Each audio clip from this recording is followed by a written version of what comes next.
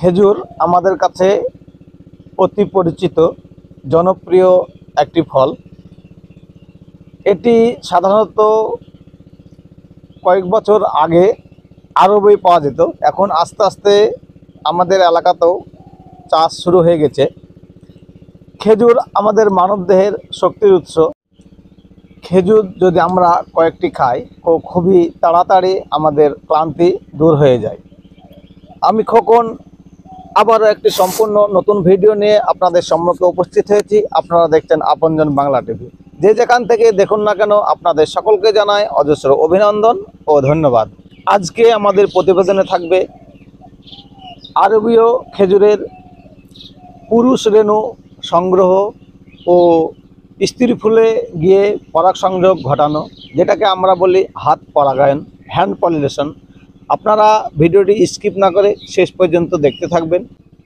এটা কি আপনার পুরুষ ফুল খেজুর গাছের? হ্যাঁ, এটা পুরুষ ফুল। এখন আপনি সংগ্রহ করবেন? তো হ্যাঁ, এখন সংগ্রহ করব। দর্শকবৃন্দ, আপনারা দেখতে থাকুন পুরুষ ফুল থেকে কিভাবে রেণু সংগ্রহ করা হচ্ছে। সংগ্রহ করুন। তুমি কাছে এসে এটা আমি কাজ করব, তুমি এটা একটা পাউডার করবে, তুমি এটা জন্য পড়তে দিবে না।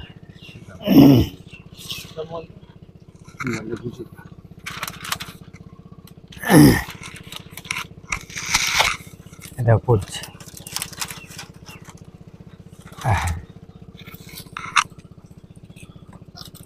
দেখুন কত সুন্দরভাবে কেটে একটি পলিথিনে একে সংগ্রহ করা হলো। জায়গাটায় রাখো।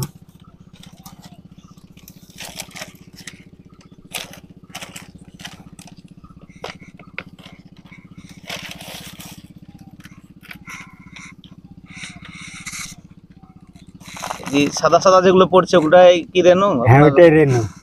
ওটাই আপনি স্ত্রী ফুলে গিয়ে লাগাবো, মানে সংযোগ ঘটাবেন। হ্যাঁ। দেখুন প্রকৃতির কি অপরূপ। এটা গুছিয়ে মুড়িয়ে রেখে দাও যেন না পড়ে।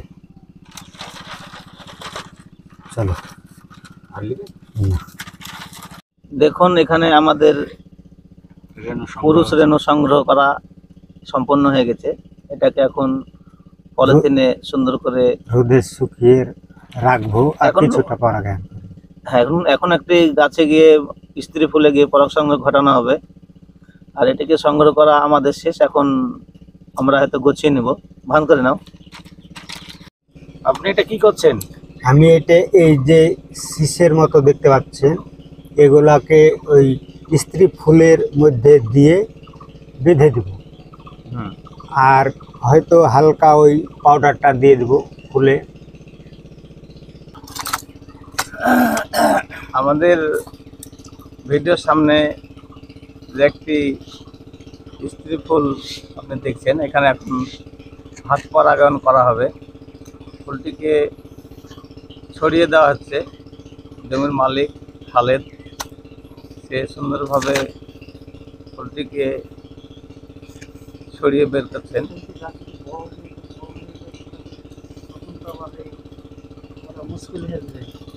আপনারা যারা হাত পরাগায়ন করবেন খুব ধৈর্য ধরে আস্তে আস্তে করবেন, যেন ফুলের ক্ষতি না হয়।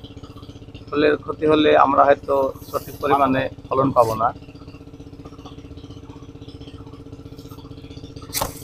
এখন মাথাটি কেটে দেওয়া হলো।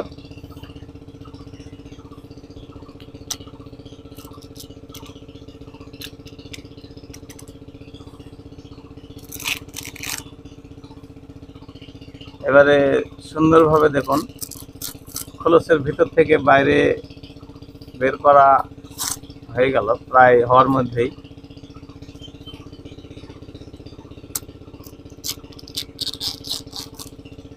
আচ্ছা খালেদ ভাই, আপনি বলুন যে হাত পরাগায়ন করছেন, এটা কখন করা উচিত? এটা আপনার সকাল 8টা থেকে বেলা 11টা পর্যন্ত করা সব থেকে ভালো, মানে সঠিক। হ্যাঁ।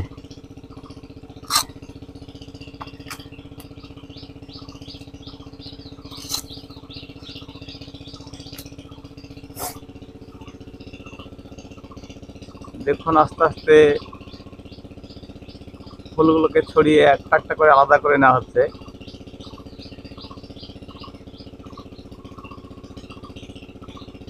ভীষণ ভীষণ সুন্দর লাগছে দেখতে।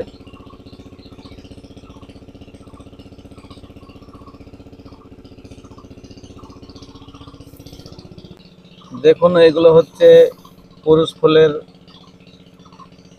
ছড়ি, এগুলোকে এখন স্ত্রী ফুলে দিয়ে পরাগ সংযোগ ঘটানো হবে। ঘটাও দেখি।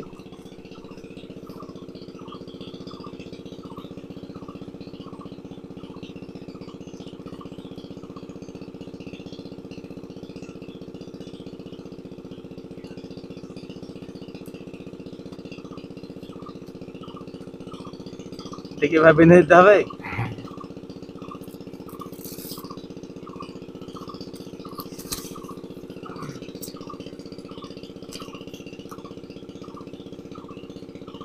খেজুরের পাতা দিয়ে দেখুন বাঁধা হয়ে গেল।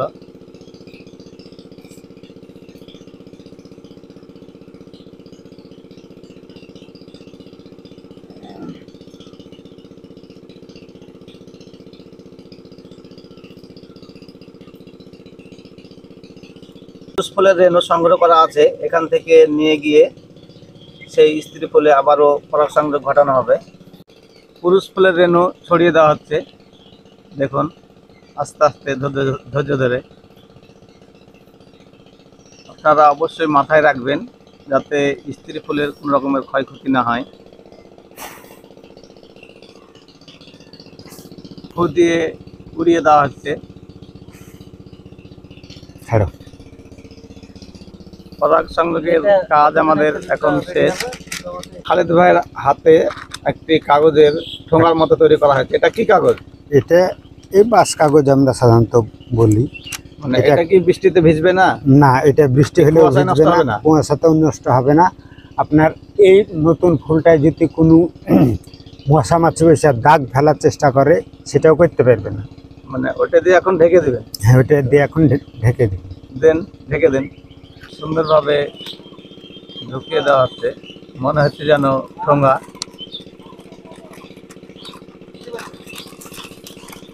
খুবই আস্তে আস্তে ঢোকাতে হবে যেন স্ত্রী ফুলের কোনো রকম ক্ষয়ক্ষতি না হয়।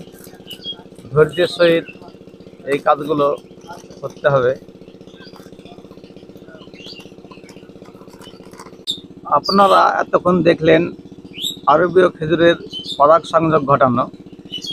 এবারে আমি খালেদ ভাইয়ের সঙ্গে কিছু কথা বলবো। আচ্ছা খালেদ ভাই, আপনি যে পরাগ সংযোগ ঘটালেন এটা কি বাধ্যতামূলক না প্রকৃতির নিয়মে হবে? এই হাত পরাগায়নটা বাধ্যতামূলক আপনার সৌদি খেজুরের ক্ষেত্রে। আর যদি না করেন তো ওই আপনার 10% 20% হয়তো টিকবে। আর যদি পরাগায়নটা করেন তো 100% টিকে যাবে, ফল একটা নষ্ট হওয়ার চান্স থাকে না। মানে অধিক ফলন কিংবা সঠিক ফলন পেতে হাত পরাগায়ন বাধ্যতামূলক আরবীয় খেজুরে। আপনি যে রেণুগুলো সংগ্রহ করেছেন এখানে, তো আপনি এটা কিভাবে রাখবেন এখন? এটা এখন যে রোদ্রে শুকাবো আমি কমসে কম 3 থেকে 4 দিন শুকিয়ে আপনার কোটোয় রাখবো, তাহলে আপনার 6 মাস 1 বছরও থাকবে। আর যদি না রাখি শুকিয়ে তো নষ্ট হয়ে যাবে, পচে নষ্ট হয়ে যাবে। মানে অবশ্যই রোদ্রে দিয়ে ভালো করে শুকিয়ে নিতে হবে। তারপরে কিভাবে রাখবেন? কোটোতে? হ্যাঁ, কোটোতে। বা এই কোটোটা যদি কাঁচের হয়তো সবথেকে ভালো। মানে এখানে কি আলো বাতাস কিছু লাগার ব্যাপার আছে না কিরকম ভাবে রাখবেন? আলো বাতাস লাগার ব্যাপার নাই, না বাতাস আছে যে রাখার পর যেন বাতাস না লাগে পাউডারে, এইভাবে রাখবেন, মানে রাখতে হবে আর কি। আমাদের ভিডিও আজকে এই পর্যন্তই। ভিডিওটি যদি ভালো লাগে তবে আপনারা অবশ্যই লাইক ও কমেন্ট করবেন।